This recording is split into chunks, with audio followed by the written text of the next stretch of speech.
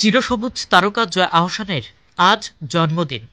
দুই বাংলায় একের পর এক সফল সিনেমায় অভিনয় করে যেন নিজেকেই ছাড়িয়ে যাচ্ছেন জয়া। নির্মাতা, প্রযোজক এবং দর্শকদের কাছে তার নাম জনপ্রিয়তার শীর্ষে। ছোটবেলা থেকেই সাংস্কৃতিক অঙ্গনে বিচরণ জয়া আহসানের। প্রাতিষ্ঠানিক অভিনয়টা না শিখলেও পড়াশোনার পাশাপাশি নাচ, গান ও ছবি আঁকা শিখেছিলেন তিনি। অভিনেত্রী হিসেবে জয়া আহসানের ক্যারিয়ার শুরু হয় ছোট পর্দা দিয়েই। নাটক ও টেলিফিল্মে অভিনয়ের পাশাপাশি বিজ্ঞাপনের মডেল হিসেবেও দর্শকপ্রিয়তা পান তিনি।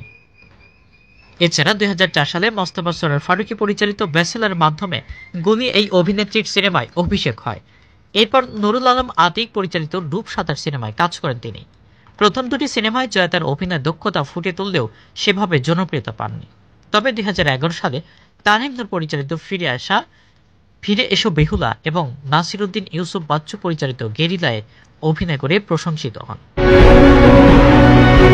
গেরিলা তাকে এনে দেয় সাফল্যের স্বাদ। এ সিনেমার জন্য জয়া 2012 সালে অনুষ্ঠিত ঢাকা আন্তর্জাতিক চলচ্চিত্র উৎসবে জুরিদের বিচারে শ্রেষ্ঠ অভিনেত্রী পুরস্কার অর্জন করেন। এরপর আর পেছনে তাকাতে হয়নি তাকে। গেরিলার পর কলকাতার নির্মাতা, প্রযোজকদের নজরে আসেন জয়া আহসান। সেই সুবাদে তিনি টলিউডে শাকিব খানের সঙ্গেও অভিনয় করেন।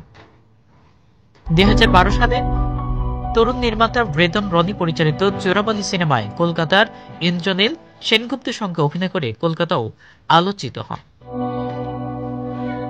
জয়ের অর্জনের ঝুলিতে রয়েছে এপার ওপার বাংলার এক ঝাঁক পুরস্কার। এ পর্যন্ত তিনি 5 বার জাতীয় চলচ্চিত্র পুরস্কার, 2 বার বাচসাস পুরস্কার, 7 বার মেরিল প্রথম আলো পুরস্কার, 3 বার ভারতের ফিল্মফেয়ার এবং 1 বার টেলিসিনে পুরস্কার অর্জন করেছেন। এছাড়া অসংখ্যবার পেয়েছেন মনোনয়ন। আকাশচুম্বী সাফল্যের পালকে উঠলেও জয়ের বয়স নিয়ে রয়েছে ধোঁয়াশা। উইকিপিডিয়ায় জয়ের জন্মসাল 1972। যদিও অসংখ্য ভক্ত হৃদয়ে ঝড় তোলা এই অভিনেত্রীর আসল বয়স বুঝি তার সৌন্দর্যের আড়ালেই চাপা পড়ে গেছে। তার বয়সের রহস্য তিনিই ভালো জানেন।